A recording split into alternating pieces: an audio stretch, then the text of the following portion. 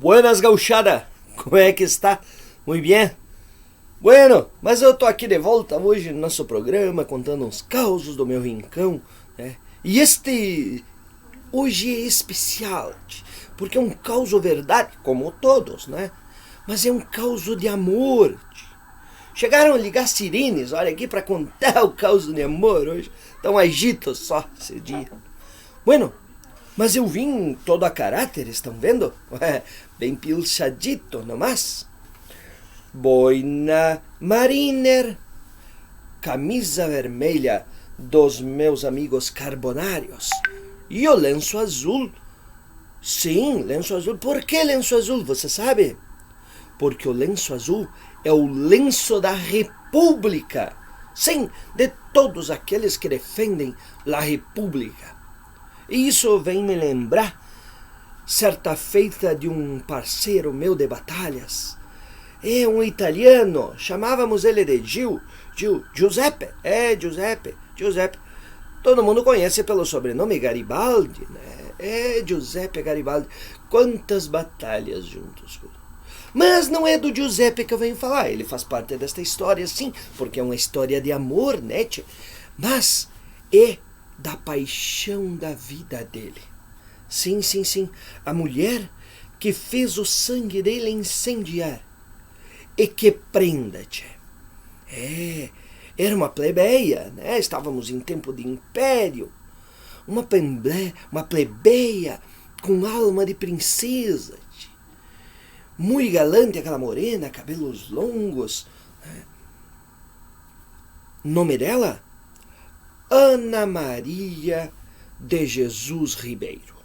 Sim, mas meu amigo Giuseppe chamava ela de Anita. Quer saber um pouquinho da história deles? Pois vou te contar. É uma história muito longa, de tempos e tempos atrás, né? Quando andávamos em peleia por este estado e outros tantos. Bueno, meu amigo Giuseppe, ele, muito jovem ainda, se juntou aos Carbonários. Os Carbonários eram uma entidade, uma sociedade secreta aí, que lutava pela República de los Países. Sim, e ele estava em plena batalha na Europa, né? Pois nasceu em Nice, Nice, que hoje é na França, mas em tempos atrás seria território italiano. Bueno, lá em 1807 nasceu Giuseppe. E o Giuseppe cresceu em meio a essas batalhas e revoluções, tornou-se um marinheiro, lutando pela liberdade dos povos. Mas sabe que toda guerra tem avanços e retrocessos, né? Quem quer se manter vivo tem que se manter esperto, né? Bueno, e chegou uma certa altura que o Giuseppe teve que capar o gato, sair de lá. Andou pela Tunísia, por outros lugares, e acabou no Rio de Janeiro. Sim, acabou no Rio de Janeiro. Lá no Rio de Janeiro, ele conheceu três figuras incríveis. Livio Tito Zambeccari, Luigi Rossetti e, sim, o nosso grande herói gaúcho, Bento Gonçalves, que na ocasião estava preso, né, depois de uma batalha, já no início, do início da Revolução. Bueno, conversado por lá, estabelecido um acordo de parceria para as próximas caminhadas, né? Imbuído do espírito republicano de libertar os estados, Giuseppe Garibaldi recebeu de Bento Gonçalves uma carta de curso. Sabes o que é uma carta de curso? Carta de curso é uma autorização para o vivente virar um pirata dos mares na região, né? Saquear os navios inimigos por ali. Ele recebeu de Bento Gonçalves para o Rio Grande do Sul esta carta de curso. E começou suas andanças até o sul do estado. Bueno, desceu um pouquinho a mais e acabou no Uruguai, né? Ali o meu amigo se viu mal. Foi preso, torturar, tirar o couro dele. Mas ele se embrenhou, pampa fora, e veio parar a pé aqui no Rio Grande. Foi quando nos conhecemos por ali. Bueno, o vivente se juntou à revolução, né, e assumiu o papel da marinha rio-grandense.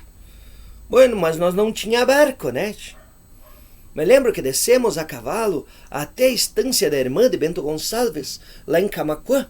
Sim, onde ele começou a construção de 2 lanchões. 2 lanchões soberanos, né? Lembra? Sabes como chamava? Não sabes?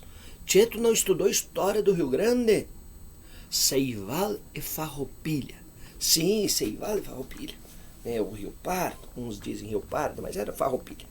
Bueno, meus amigos, construiu 2 lanchões muito buenos. E agora? Estava longe de rio que acessava o mar. O negócio era levar esses barcos por terra. Me lembro bem como se fosse hoje. Eu estava na frente da comitiva, juntamos 200 juntas de boi para puxar um carro de boi, mas do tamanho de um bonde de dia hoje em dia, né? Era um carro de boi bem grande, 200 juntas de boi puxando aqueles 2 barcos. Tchê, levamos até a água e desembarcou. Bueno, qual era a ordem daquele tempo, daquele momento? Tchê, Rio Grande ainda estava tomada pelos imperiais, né? E nós precisava de um porto para o Rio Grande do Sul. Qual era o mais próximo? Laguna, estado de Santa Catarina. Bueno, precisávamos tomar Laguna, né? E rumamos rumo à Laguna. Chegando lá, uma boa estratégia de luta. Tomamos fácil na Laguna. Os imperiais estavam por poucos por lá, né? Tomamos, instalamos os barcos, perdemos o Farroupilha no meio do caminho, sim. Acabou por afundar numa correnteza. Mas chegamos com Ceival, tomamos o porto, declaramos e proclamamos a República Juliana. Até aí tudo bem, né? Agora que começa a nossa história de amor. Sim. Bueno, Giuseppe, ele vivia pendurado na cintura com a luneta, nunca largava, nós mexia com ele, porque ele estava olhando os pássaros no céu, né? E ele com sua luneta começou a conferir tudo por ali, quando espiou na praia uma prenda formosa. Cabelos negros longos, pés descalços, caminhando sobre a areia. Tchê, aquele vivente se apaixonou na hora, tchê. Sim, se apaixonou na hora. Pois é. Bueno, mas ele viu a distância, nós estava lá no barco, né? E aquela prenda sumiu. Então, tomamos a cidade, nos distribuímos por lá, fomos recebidos com louros pela população e fomos tomar um café na casa de uma das lideranças. Bueno, estávamos por lá bem faceiro. Isso foi lá pelos idos de 39, julho de 39, por ali. Chegando na casa de uma dessas lideranças, quem que veio servir o café? Ela mesma, Anita, Ana Maria de Jesus Ribeiro. A Ana, né, que carinhosamente Giuseppe chamou de Anita, nasceu em Tubarão, ali por perto, né? E aos 14 anos, vivente, foi obrigada a casar, né, para poder sair da fome e da miséria. A mãe dela casou ela com um sapateiro sem vergonha lá, baita de um pinguço, né? Bueno, eles nunca chegaram a firmar o casamento de vez, porque quando os imperiais se estabeleceram por ali, o vivente resolveu que serviria ao império. Se alistou, se cagaciou tudo quando nós chegamos na ilha, né? Se mandou com os imperiais dali e deixou ela sozinha, né? Ela tinha 18 anos na época. Mas Giuseppe me disse, numa roda de mate: Tchê, Wolverine, essa mulher com tanta coragem, nos olhos dela de liberdade, ela incendiou minha vida. Tu sabes qual foi a primeira coisa que Giuseppe disse para ela? Quando chegou no conversa direta, assim, naquele italiano dele, tentando um português. Tu deves ser minha. E ela não arredou o pé. Também se apaixonou pelo italiano, com toda aquela coragem, aquela pompa dele. Né? Eu sempre fui mais bonito que ele, mas ela preferiu ele, tá bom. Tchê, primeira batalha que lutaram juntos foi a Batalha do Rio Imbituba, em outubro por ali de 39. Essa mulher ali mostrou ser uma heroína de verdade. Não tem rainha por esse mundo que tenha lutado pelo seu povo que nem Anitta lutou nessas batalhas. Logo depois, expressamos uma grande derrota. Né? A República Juliana veio abaixo. Tivemos que fugir para o continente. Descemos a Lages. E lá em Lages o bicho pegou de novo. Tia. Mas olha, o comando veio com tudo do norte do país. Não teve outro jeito. Morreu a maioria do pessoal. Anitta conquistou, por sua garra, força, o comando. E sabe o que ele autorizou? Que ela procurasse o Giuseppe entre os mortos, porque disseram que ele tinha tombado, né? Na verdade, eu e o Giuseppe tombamos naquela batalha. Sim, tombamos, saímos com um tirambaço. O Giuseppe estava com um tirambaço no peito, logo acima, assim. E eu estava todo talhado, facão, me pegaram com uma lança, me derrubaram do cavalo. Foi brabo. Mas nós conseguimos correr dali, né? Bateu o pelego.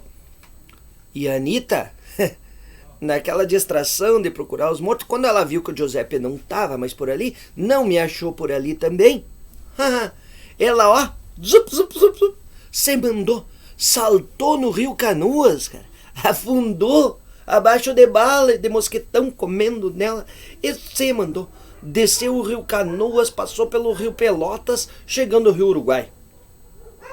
Não sabia se ia nos encontrar, e nós não sabíamos nem que ela estava viva, né? Fomos nos encontrar de novo lá na Vacaria, aqui perto de Passo Fundo, né? Mas lá nos reunimos. Eu continuei nas peleias e Giuseppe se recolheu lá por Mostardas com Anitta, pois ela estava já esperando o Menotti, meu afilhado Menotti, estava esperando o Menotti. Bueno, enquanto Giuseppe continuou nas batalhas conosco, Anitta ficou lá para ganhar o bebê, estava bem. Menotti nasceu. 12 dias depois do nascimento dele, os imperiais tomaram a casa. E aí que vem a cena mais bonita dessa heroína fantástica. Num cavalo em pelo, Menotti com 12 dias nos braços e ela com a arma na outra mão, fugiu de uma tropa inteira de imperiais. Não pegaram essa mulher. Incrível ela. Bueno, depois dali, meu amigo Giuseppe resolveu que era hora de dar baixa. Já estávamos vendo que a República não ia se estabelecer. Algumas lideranças do nosso grupo estavam enfraquecendo, né? Bueno, era a hora da retirada. Giuseppe pediu licença para o Bento, né? E se pôs ao Uruguai. Chegando no Uruguai, voltou às batalhas para combater o ditador que por lá estava, né? E lá nasceram mais 3 filhos do casal. 3 filhos do casal. Agora fiquei só na lembrança das cartas que Anitta escrevia e Giuseppe aos poucos informava a gente. Mas Giuseppe foi esperto. Mandou Anitta com as crianças para Nice, para a casa da mãe dele. Lá estavam protegidos. Também para saber como a Europa estava encarando os seus feitos. Anitta foi uma verdadeira mensageira nesse momento. Descobriu que Giuseppe lá era aclamado como herói. E chamavam ele para que ajudasse nas batalhas pela Itália. Voltando do Uruguai para a Europa, Giuseppe e Anitta, os dois. Fiquei sabendo só de longe as histórias, porque continuei por aqui, neste chão. Mas Tu nem sabes. Depois dali, Anita deixou os filhos com a sogra e lutou ao lado do Giuseppe. Proclamaram a República Italiana, a República de Roma. E fugiram com 20.000 homens franco-austríacos atrás deles por toda a Europa. Anita estava grávida do 5º filho do casal. 28 anos. Infelizmente, a peste la pegou. A malária atacou Anita e ela veio a falecer em San Marino. Meu amigo Giuseppe não pôde nem enterrá-la. Foram mais 10 anos de batalhas campo afora, pois formou a República Italiana. Participou de tantas batalhas, Estados Unidos, Peru, China, mas voltou à Itália. Voltou à Itália para juntar os restos mortais de sua amada, aquela princesa plebeia que se tornou rainha do mundo. Seu sepulcro está aos pés da estátua no centro de Roma. Um cavalo empinado, meu afilhado Menotti no braço e uma pistola na mão.